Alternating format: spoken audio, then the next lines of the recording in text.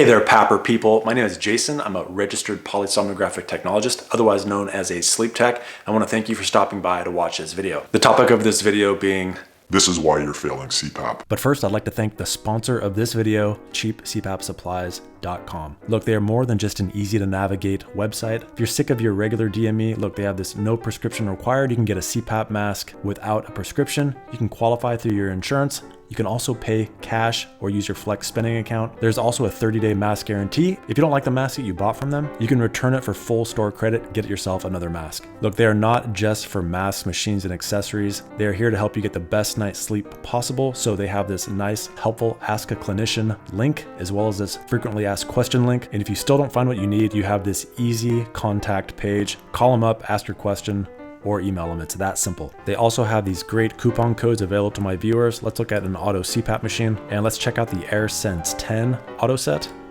Very popular machine. We're gonna edit our cart, put in discount code VIP30, and you just got yourself a top of the line auto CPAP machine, fully data capable, so you can use it with Oscar for $384. You're welcome. Again, we'd like to thank the sponsor of this video, cheapcpapsupplies.com. look, I'm gonna have some really important information in here. I'd love for you to share it with other people you know that are using CPAP or about to start CPAP or just struggling with their normal daily CPAP usage. Bi-levels included in this, of course. Look, I'm just gonna say this straight out. The system is broken. A lot of you people that are using CPAP are falling through the cracks. Ultimately, most of you are just failing CPAP because quite honestly, you're not going to be watching this video. Now, typically what physicians look for are really surface level things. Now, when you start using CPAP, there's only a few things they do as far as compliance. This is typically a 30 to 90 day period of time that they're looking at. All they really want to see, and I say they, I mean your physician and Medicare, whoever's paying for the machine, they want to see, are you using the machine and is it effective? So they look at two things. They look at your apnea-hypopnea index that's being reported by your machine. I'm not going to get into it so much on this video, but the apnea-hypopnea index that is reported by your machine is actually really bad. It's really bad. So they look at that one number. That number is actually somewhat meaningless because it doesn't show how many times you wake up from other things such as leaking, subtle RERAs that may be going on in your sleep, as well as just some spontaneous arousals. We'll get into it in a second here. The other thing they look at is time. Are you wearing it for at least 4 hours a night? And that's it. That's the entire thing that they look for. You come in for an office appointment, they look at how long are you using it and what is the machine reported AHI. If you're under 5, you're good. You're good. If you're using it for more than 4 hours, you're good. Look, without mincing words, this absolutely sucks. This is so ineffective. It just drives me nuts. So this is my own data. I just want you to see. This is from Oscar. If you don't have it yet, you can get it from sleepfiles.com/Oscar. You can see my pressure increased dramatically up here to 10. All of a sudden I have this high leak rate. If we were to zoom in on that area, I can see that because of the leak, it eventually caused me to wake up. Now look at this. My AHI is 0.32, but why did I feel like absolute garbage on this night? It's because I had a high leak. I also, look how long I wore it. I actually took it off before the 4-hour mark. That would be a very big no-no, but look, I took it off because it was leaking so much. I distinctly remember this. Now look at this. Remember, all they look at is apnea-hypopnea index and time. Right here I have mouth leak up to the point where the pressure drops, high leak, and bam. The exact same thing happens right here. Pressure increases to the point, pressure drops, I wake up. Now look at this. Why was this not marked as a hypopnea, but this was? Very odd. Also no arousal here. Machines are very bad at estimating this. Now to further test this, the last couple nights I also wore CPAP. I did not use anything to block my mouth, even though I've been doing it lately. I just did it because I wanted to kind of drive this point home for this video. Look at all these spikes here. These are all leak spikes. So look, my apnea-hypopnea numbers look really good. If I go to my overview, look at that. My AHI on all the nights I actually used it was really low. Low. Nice high session times, all good. Overall apnea-hypopnea during that period is 0.9. I should be golden, right? Why did I feel like garbage? So check all these out. These are leak spikes. Overall leak shows very low, but look, mouth leak, boom, arousal. Another mouth leak, arousal. Any of these high points here I can just go to and say mouth leak, arousal. Plenty of them.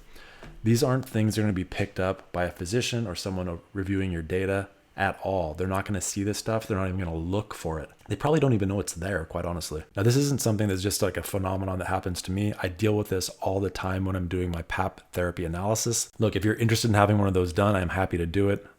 People really enjoy it. I have a lot of reviews you can check out. I'll leave a link to that. But in general, this is why you're failing CPAP. This is why other people are failing CPAP at a large number. There's zero follow-up, and they're looking for the wrong things. Ideally, we'd like to invest a little more time in this, be able to go through the data a little more, just a little more in depth, and we can find some of these problems and then speak with you guys about resolving them so that you can actually get the most bang for your buck out of using CPAP. So look at the next night. Again, look at all these high leaks. This is a large sustained leak from a mask. And you can see how it is really detrimental as far as using CPAP. Like the leak is low there. All of a sudden, leak spikes briefly, causes an arousal. And in the middle here is some leak that's a little excessive. It's probably decreasing the overall therapeutic value of the therapeutic pressure that we're using. Look at all these. You can set a clock to it. Arousal, arousal, high leak. But that AHI is 0.99. All right, I don't want to beat a dead horse here too much, but just know there's a lot of nuance in looking at this. It's not just, you can't just look at time and overall AHI reported by the machine. That's not going to cut it. You have to take another deeper look underneath to see if there's problems with the pressure. Is the pressure wrong? Is it too much? Is it not enough? And are you having leaking via the mask or the mouth? That stuff really matters, and you do need to take a little deeper look at it. Hopefully this makes some sense to you. You might be able to look at Oscar and see if this is occurring with you.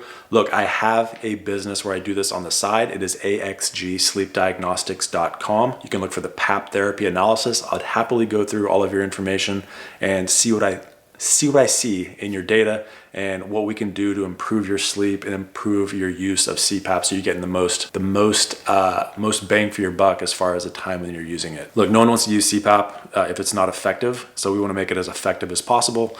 Quality of life improves, everyone's happy. Look, I want to thank all the supporters of me on Patreon, everyone from the $1 on up. If this video was helpful at all, please hit the like button.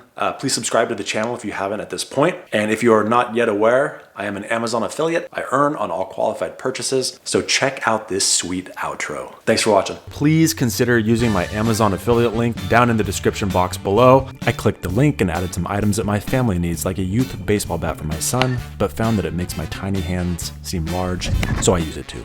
We also got this street ball so my children will know the joys of being dunked on by a pear-shaped man. I also bought an eye screen to protect my YouTube face. Jesus! We also got this ice cream maker.